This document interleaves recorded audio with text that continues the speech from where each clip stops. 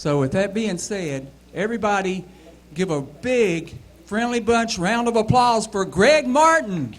Woo! Thank you, brother. Well, I thank y'all for coming and inviting me and allowing me to be a part of the Friendly Bunch. Quick background. I've only had my ticket for about 2 years. 2018 is when I broke down and finally decided to get my ham license. And the reason being, I have a podcast that I do on various networks, iHeartRadio, TuneIn, Spreaker, Spotify, all the podcast sites. And on it, what I do is I connect the dots, as Bobby had said, where I take events that have happened in Scripture all throughout history, showing repetitive parallels as to nations going awry, God's judgment, and what the outcome was after judgment, and also all of the warnings that were given prior to the judgment, so that we today can see events happen and warnings happen that happened then, that we're going to meet the same consequences if we don't turn back to God. So that's what I do on my podcast, and it's just every week I learn something new. I have guests that come on and share ideas, but I'm not here to preach to you today. I'm here to let you know that I decided to get my ham license for the simple fact that I see what's on the horizon. Communications are going to be going down. And we are going to be the ones who are going to be the patriots. We are going to be the ones that are going to be able to get communications to those who may need it in these events, these times. You can ask my dad. I was buying radios 2 years ago, and he's like, "Man, what are you doing?" I said, "I don't know, man." I was like, "I don't know what I'm doing, but you need to get your license. I'm going to buy you a radio, and we need to get some wires up in some trees." I said, "I just got this feeling." And that was 2 years ago, folks. And now let's look at where we are today. And I didn't hear any voices. Nothing jumped out at me. I didn't see a light in the sky. It was just I had this feeling. And so one important factor when you look in ancient history, whether it be history or biblical history, is that when these time comes, people resort back to the ancient ways to get through it. Our forefathers did it. The pioneers did it. And ham radio today is going to be that tool that will be used. Mark my word. Remember this talk that we're having. It's going to be ham radio that's going to persevere. We have a lot of technologies in the world today. We have Space Force that Trump is going up into the heavens to deal with Blu-ray technology and laser beam technology, weapons that our enemies now have that can be used on us and we have no defense from. And so these will be able to knock out our grid system, our communications, our towers, our cell phones. You hear a lot of these people talking about the new digital modes, and we can get on the internet and we can talk, you know. Yeah, it's pretty cool right now, but when the internet goes down, where are you going to be with a digital radio? And so I got my ham license, and I, like everyone else, my actual career is a truck driver, so I'm on Channel 19 on the CB radio, and you cannot imagine the language, what's being sold in the truck stops. You hear now in the news that sex trafficking and pedophilia and all these things are coming to the surface. You pull into these truck stops, and you've been seeing this firsthand for 20 years. But it's now coming to the surface. A veil is being unlifted. And so, understanding all of this, we have to understand this enemy that we are battling. And I'm only going to reference the enemy, which is Satan. When you play football and you walk out, the team walks out on the field, do they start running after the people in the audience and tackling the people in the audience? No. They go after and tackle the opposing team because they know who the enemy is. And if we sit around here and allow ourselves to fight amongst ourselves, not this group, but I'm just saying, people that have different views or ideas, if Satan can get us to fight each other, we are unable to identify the real issue because we are occupied. And it is understanding the enemy that we are fighting. The Bible tells us that the devil is the prince and the power of the airwaves. Or not the airwaves, but of the air. Prince and power of the air. He is the author of confusion. He comes to kill, steal, and destroy. So, what are we seeing? We are seeing chaos amongst a society. We are seeing our cities being killed, stolen, and destroyed.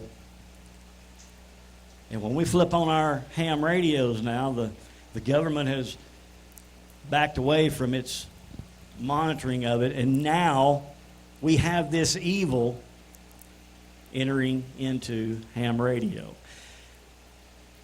The enemy here in this team that we're playing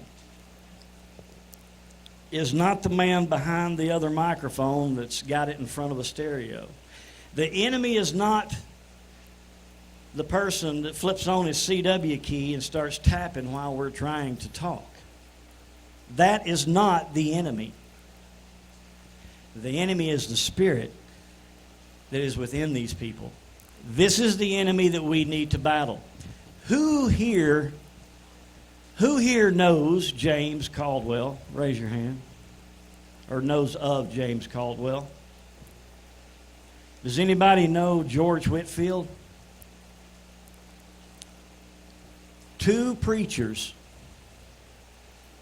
James Caldwell, George Whitefield were two preachers in 1776 that took up arms to protect their practitioners because they knew who the enemy was. Just about all the practitioners in America joined together once Caldwell and Whitefield rose up and said enough. They were not fighting the British. They knew they were fighting a spirit. They knew who the enemy was. And so they persevered and they began to attack the British violently. So much so that the Queen of England gave them the nickname the Black Robe Regiment. Very, very powerful group. And it was so intense that England had sent an assassin over to kill James Caldwell's wife. Rules of engagement that were unheard of at that time. But this was the severity of the hurt these preachers were putting on the British Army. So, they had modern day technology in this battle. They had the cannons and the gunfire, and they had the muskets. Until the Black Robe Regiment ran out of wadding to wrap around their musket balls to pack it down into the barrel. And the Black Robe Regiment began to tear pages out of the Bible and use that as wadding in their firearms to fight this enemy. And they created a nation. So when things get rough, when things get tough, when things happen in our existence here, in our society, to where it's like, man, we've lost everything. We've lost electricity. People are losing jobs. We have a car battery. We have a radio. And we can throw a wire up any tree we want to throw it up in. And I'm not trying to compare us to the Black Robe Regiment by any means. But we better be adopting that concept very quick. So, I got my ham license, and I'm out there driving down the road, and I'm scanning through the frequencies. You know, it's cool. On CB radio, you catch skip every so often, and you may get enough condition to where you can call out somebody's numbers and they call yours, you know. But now you can carry on a conversation via skip, you know, and I'm just digging it, man, you know. It's like, this is cool. And I drive, and at that time I was driving pretty much around the clock, and so nighttime would fall and the bands would die out. And I did not have an 80-meter ham stick. I didn't have a wire in my truck that I would throw up if I stopped for any length of time, but didn't have a ham stick. So I would leave my 40-meter ham stick out and just go down to 75 meters and just run through the band. And I really couldn't hear people well at all naturally on the 40-meter ham stick until I hit 3919. And Bobby, putting 8 S units on me with a 40-meter ham stick stuck out there. A couple of others that he would talk to I could hear fairly well with a 40-meter ham stick. And I enjoyed it. And I used to go down the road many a nights listening to y'all for months. So I bought the proper ham stick and joined into the group, and here we are. But in listening to the group those months on a 40-meter ham stick, I was like, you know, man, these guys got it going on. I don't think this Bobby fella understands what he's doing. And I said, man, I've got to get me a ham stick where I can talk to this fella. So we started talking, you know, and I told him, I said, basically, we switched emails, transferred phone numbers, and I said, man, you've got a ministry, you just don't know it. And I said, now, you know, you're possibly not leading people to the Lord, but you have a ministry in these days that we are finding ourselves in. There is a passion that is there. Passion. We're all here because of a passion. And you may think to yourself, no, it's not a passion, man. I just enjoy sitting down at night talking to people on the radio. It's a passion.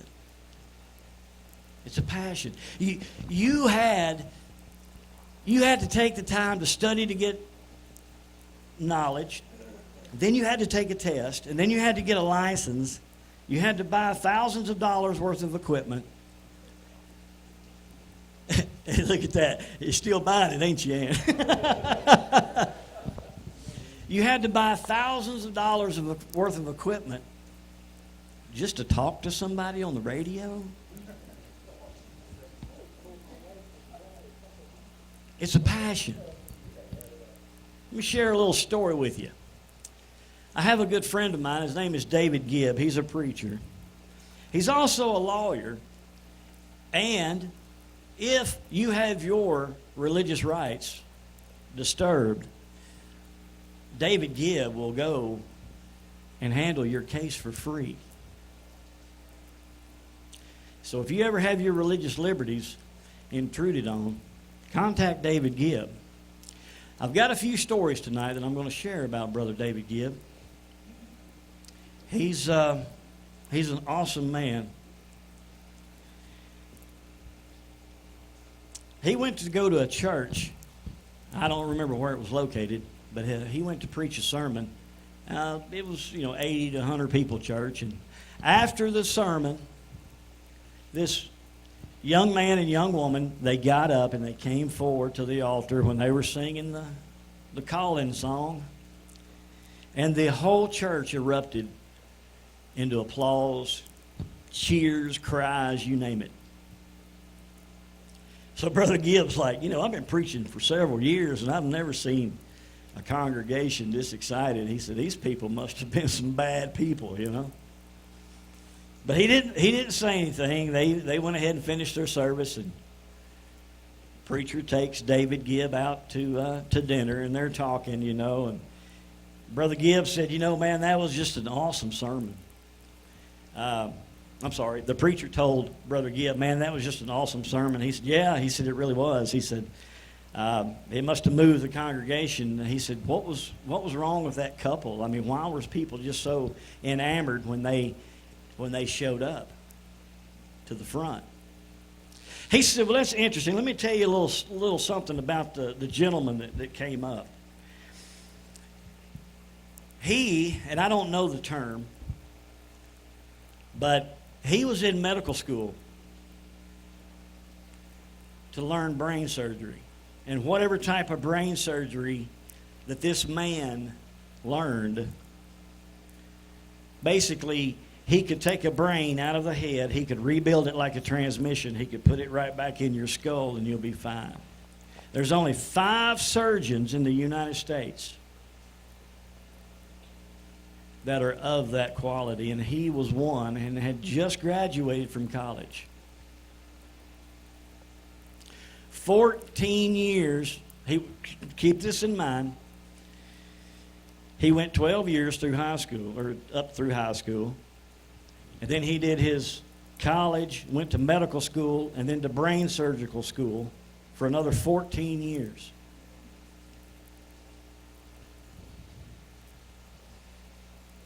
He studied hard.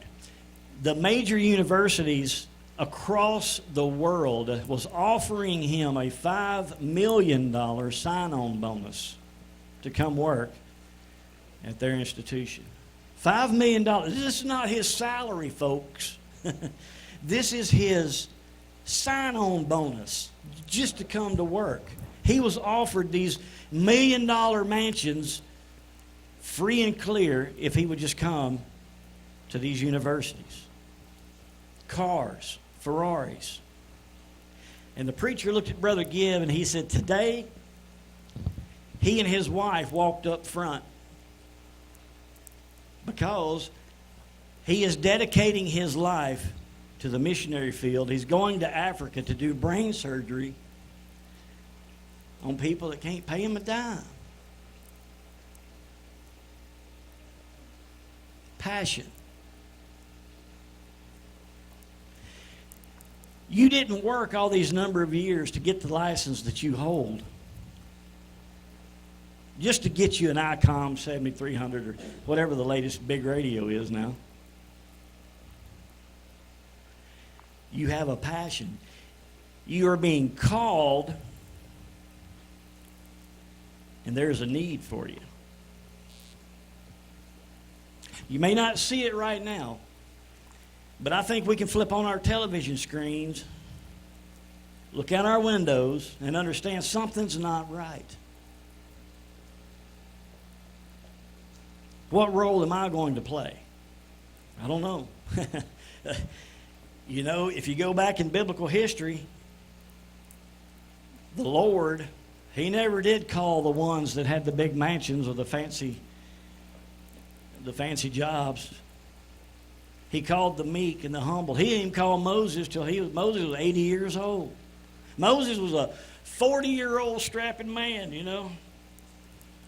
He could carry bulls on his back. But the Lord's like, I don't need you right now. That's when Moses seen that fella kill that guy, so he killed the Egyptian. He had to run off and hide for another 40 years. And during that 40 years, he became a shepherd. Now, let me explain something to you. Back in those days, if you were a shepherd, you were the equivalent of a truck driver today. You were the low man on the totem pole. He became a shepherd. And he was a shepherd for 40 years. Couldn't hardly walk. Had a speech impediment. And the Lord came calling. Moses, you need to go back in there to Egypt and tell them, let my people go. He's like, what are you talking about? I can't hardly walk. I'm a shepherd, man. You know? Well, they're not going to listen to me. Go in there and you tell them, you let my people go. We know what happened after that. So, in 2020, the lowest on the totem pole, truck driver, the Lord put the Spirit in him, built him up, put me on, 8 or 10 different platforms, iHeartRadio, tune in, 2 of the major ones. Nothing I did, I can tell you that right now. I was put on a team. Bobby and the rest here, all of y'all have been put on a team. It's just a rag chew group. You know, we have fun, we enjoy it. But what you don't understand is you're building talent. You're building ideas. And you're building examples, not only to yourselves, but to those others who are listening. And yeah, you're being attacked. And the more that you do what is right and what is good, then the more you are going to be attacked. You either ride her till she bucks you, or you don't ride at all. You're put on a team. Let me share you another one Brother David Gibbs shared. Again, you know, he goes and he helps people that have had their religious liberties and trampled on. And he got this phone call from a gentleman, and he said, Brother Gibb, I need you to come on up here to New England somewhere, probably somewhere around Connecticut. And he said, well, what's wrong, man? He said, well, check this out. He goes, I'm out here on the street corner, and he said, all I'm doing is I'm handing out tracts. That's all I'm doing. And he said, the mayor had me arrested and told me I could no longer hand out tracts. And Brother Gibbs said, man, there had to be something else for you to get arrested. No, man, that's it. I'm out here on the street corner. I'm handing out tracts. And he had me arrested, said I couldn't hand out tracts anymore, and is even writing a bill to send to the state Congress that I have to stop doing this. And David Gibb is like, you got to be out of your mind. Let me call the Attorney General and blah, blah, blah. So Brother Gibb got off the phone. He called the Attorney General of that state. And the Attorney General said, yes, sir, I'm well aware of this state. He goes, this case. He says, man, you don't know this guy. And he said, I know, Brother Gibb, you're going to come up here, you're going to get this overturned. He says, but for right now, we've got to do something.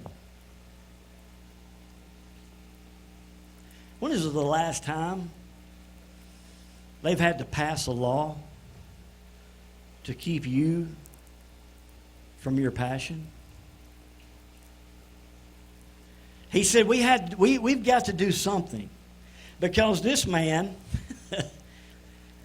he is blocking traffic every day at this one intersection. He calls his backups because he is handing out these tracts. He says, it's unbelievable. You wouldn't believe. He's already got 5 of the Baptist preachers here in this city saved.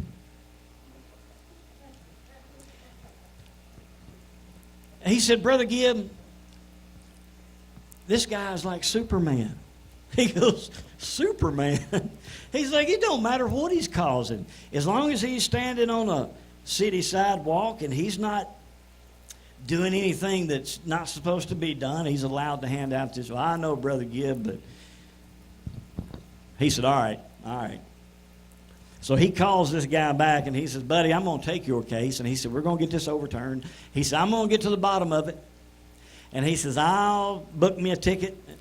So he said, I'll call you back.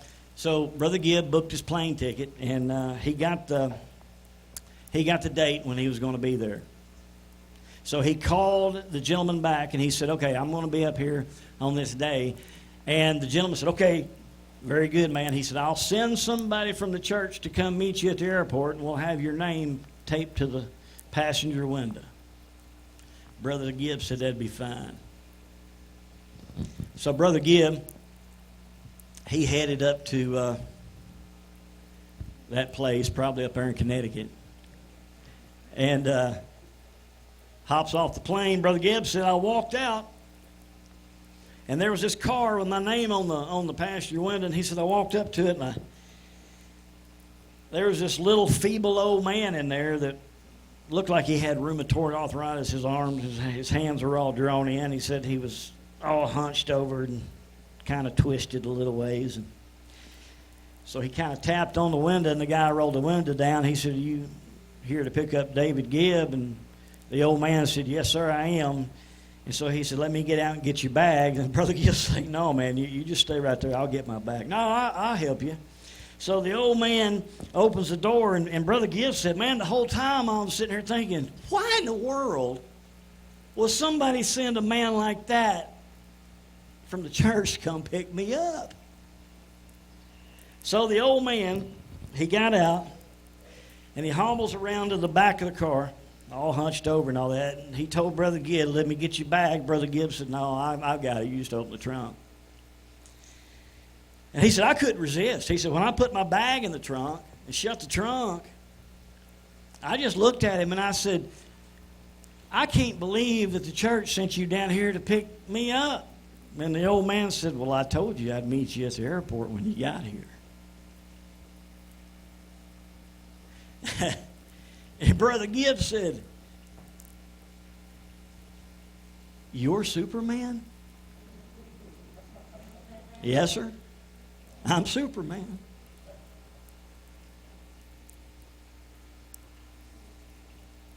He said, you know, I've been like this my whole life. My whole life I have been decrepit. I've been crippled.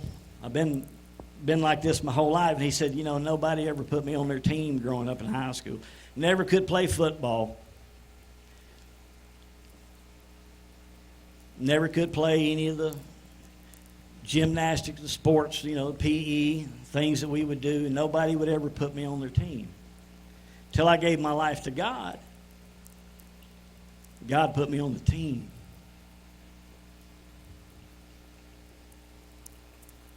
You've been put on a team, people. You've been put on a team. And this is a serious team because there's really nothing that you need to change as far as, well, now that we have an understanding of what's going on and we grasp the concept that this is a spiritual battle. We're not battling people. We're battling a spirit here. You don't really need to change anything. You just need to keep building and strengthening what you've already got. And this is how you do it. We are a team. We are about to take the field, folks. And I'm sorry I cannot stand here and tell you what this field is going to look like. I can't tell you how the game is going to be played. All I can tell you is we are about to take the field. We have got to know who the other opposing team is. We've got to know what they look like. We've got to know who to tackle. I don't mean physically tackle. I'm talking about spiritually.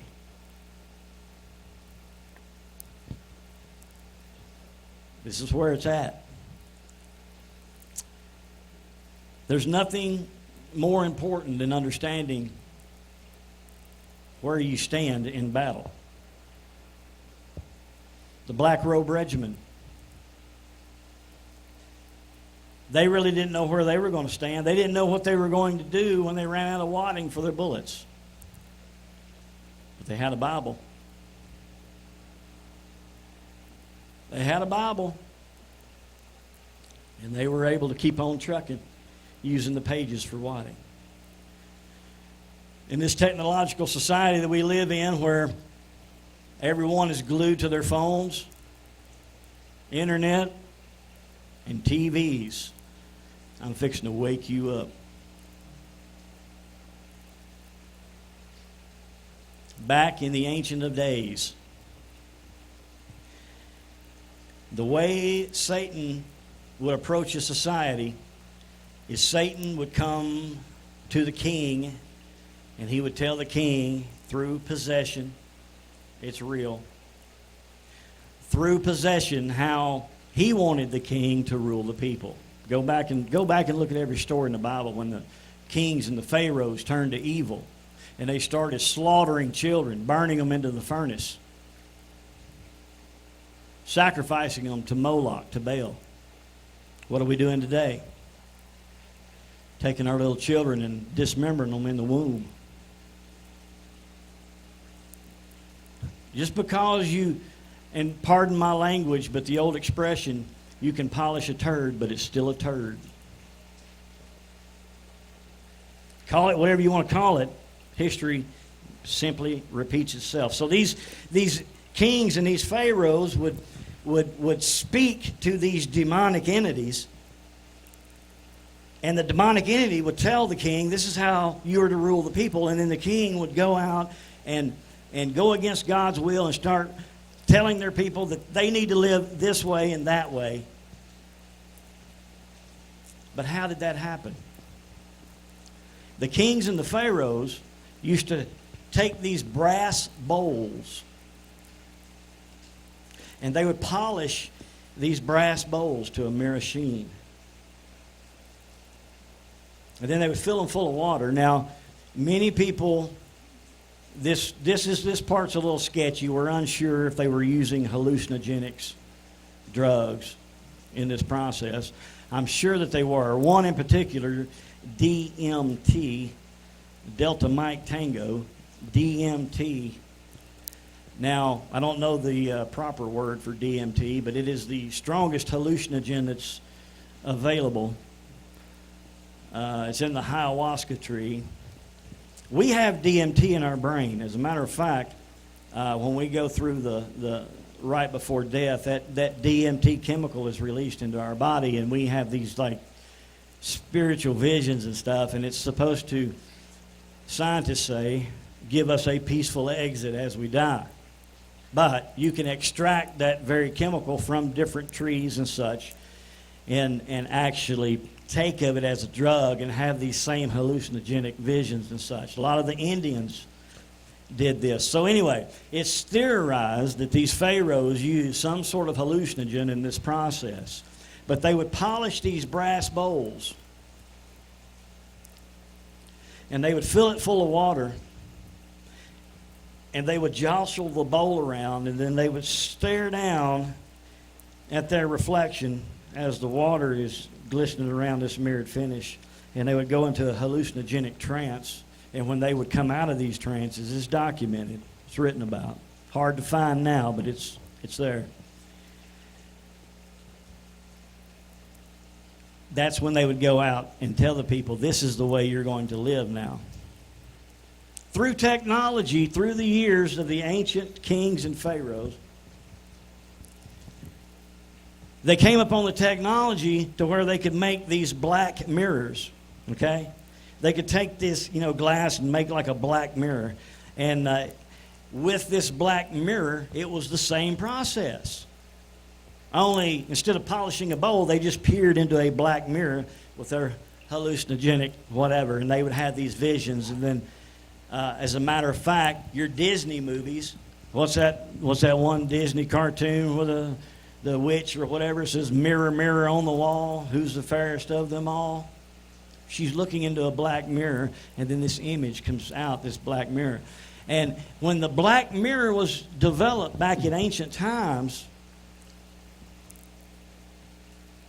that black mirror, they actually opened up and said that they are channeling these spirits to be programmed. That they're channeling these spirits to be programmed. So they would come out of their hallucinogenic trance after peering into this black mirror, and then they would go out into the city, and kings and rulers would tell the people, okay, we're no longer doing this, this, and this. Now I want you to start doing this, this, and this. And they turned from God and God's ways, started doing that which the devil had told the king he wanted him to do. Nothing has changed. The only thing that has changed in 2020 versus all of these years back in the Ancient of Days is the king and the ruler no longer houses the black mirrors. Each individual carries a little black mirror around in their pocket everywhere they go. Every individual goes home, sits in a chair, and peers into a black mirror for hours. What type of images are we seeing on our black mirrors today? Is it godly? Is it good? Are we being told that are there any shows like Andy Griffith anymore? All the fighting and violence and hatred. And we peer into a black mirror. And interestingly enough, guess what we do when we peer into this black mirror? We go to our favorite channel so that we can watch our program.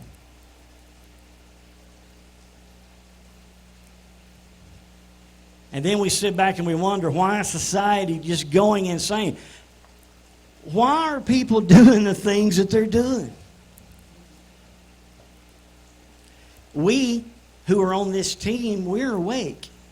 We may not be as spiritually in depth as we ought to be, but we know that there is something there outside of our control that we cannot control.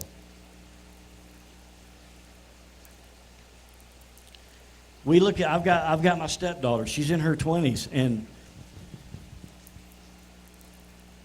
I can't even have a conversation with her. I can't, because something she saw on the TV, well, that's the way it is. You're living in some old world. And no, I'm not. And I got news for you, young lady. When that black mirror goes dead because there's no power to run it, when that black mirror in your pocket goes dead because there's no cell tower for it to communicate with, I'm going to be upstairs in my studio with my car battery. I'm going to be up here talking to Bobby, talking to Mark,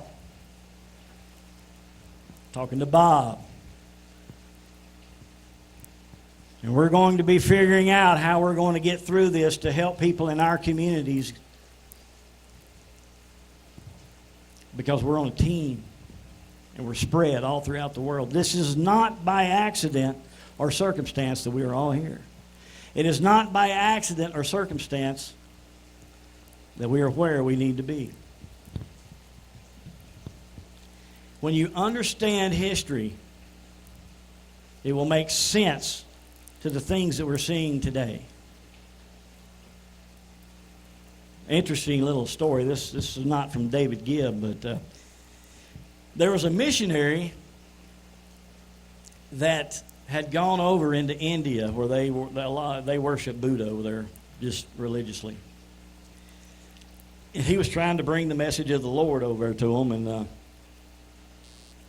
so he would have to go into their homes, because every night when they would get in from work, they would go into one room, and there was a statue of Buddha that was sitting on the counter there. And they would the whole family would go into this room every night, and for hours, he said, they would sit around this Buddha. And he said it was their tradition. In order for them to talk to me, I had to go in there with them. Now, I didn't have to participate, but I had to go in there with them to wait out their worship, and then they would be willing to talk to me. And he said, I sat there for hours and hours and hours, thinking, how in the world could somebody put an image of something on a stand and sit in their living room around it as a family for hours and hours? And he had to do this for months. Drove him crazy, but he was dedicated, so he did it. Until he came home. He said, when I got home, he said, my wife was at work, daughter was at school, and he said, I was there by myself, and he said, I just got so accustomed to entering a house, going into a room and waiting, that when I walked into my living room, there sat every chair, couch in that living room encircled this image that was sitting on a stand. And me and my family would sit for hours around this image, the television, watching football games and NASCAR and on and on and on. Now, I'm not here dogging TV. I'm just telling you what it is. I've got a TV at home, but I only watch. I understand what the TV's doing to me, so I only watch what I feel I should watch. But okay, I'm only going to share one biblical story with you. In Isaiah 15, we read of the story of Moab. Moab was a prosperous nation. They had blessings and living life to the full until, strangely enough, man, their king just spontaneously changed and told them, hey, we want you to start living this way. And so they started living that way. And the Lord came and he said, okay, tired of you living that way, I'm going to start sending you judgments. I'm going to send you wildfires. I'm going to send you tornadoes. I'm going to send you floods. And Isaiah said that when Moab, this rich nation that was educated and smart and the best nation of that time, when these things started happening, Isaiah says that they ran to their high places. Now, if you go and you interpret high places back in the Old Testament, the high places was their idols and that which they put above God. Their idols. They ran to their idols.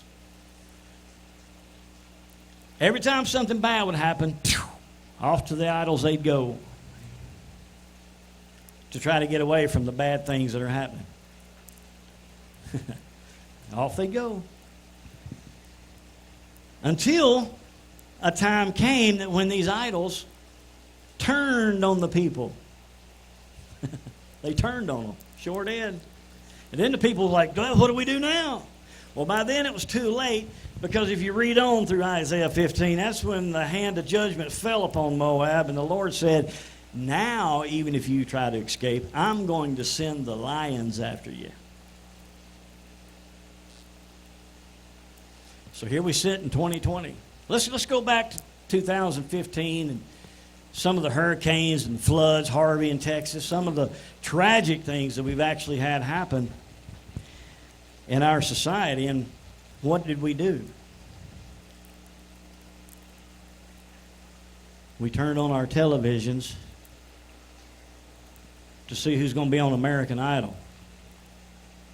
Started going to movies more to kind of get away from the news, see what the latest movie was in Hollywood. We were really concerned when Houston got flooded, because we hope the Houston Astros will be able to play next Saturday.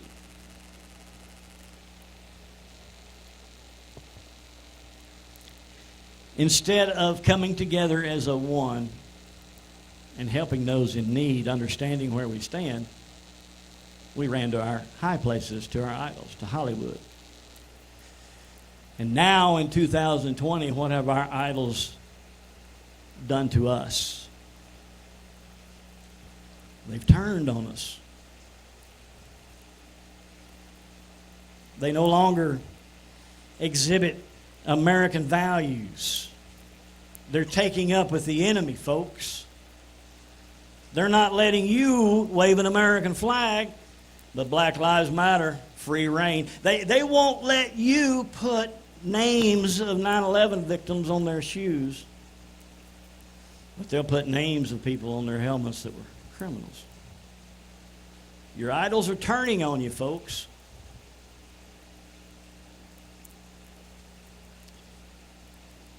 And so now here we sit.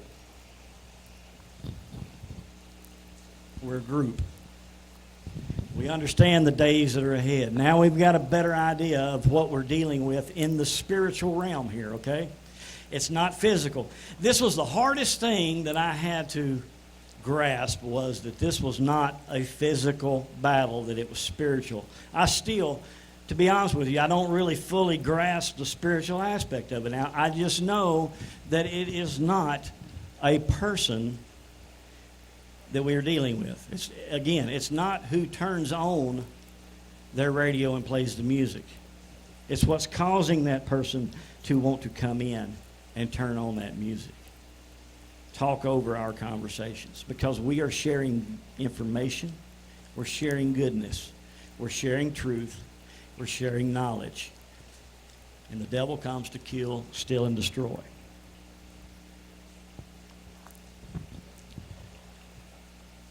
We get the idea. Anyone who sat out in the parking lot with me last night knows I could talk till the sun goes down.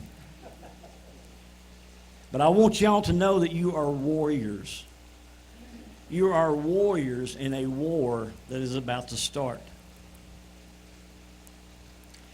You are going to be written about in the history books as the Black Robe Regiment. Well, I say you, we. I've got a hat now with my... We are going to be written in the history books when this goes down, people. We were the ones that got this nation through. This is not a pepper rally. This is truth. All the Black Robe Regiment had when they ran out of wadding was a Bible that they could rip the pages out of. When the communications go down, all we've got is a radio and a piece of wire. But we've got truth. We've got knowledge. We've got the power. Everybody, you heard that old expression, nobody likes a redneck until their car breaks down, right? Y'all know what a redneck is, don't you? From Connecticut, don't you? Nobody likes a redneck until their car breaks down. Nobody's going to appreciate a ham operator till the phones go down, till the internet goes down. And you don't think it's going to happen? Take your pick of which judgment story that you would like to read in the Bible. Take a pick. Go to Jeremiah, Isaiah. It don't matter. Same, only different. It's the same, only different. I got inspired today because I'll tell you, my feeling toward the youth is dwindling. But Addie, today, you were a trooper.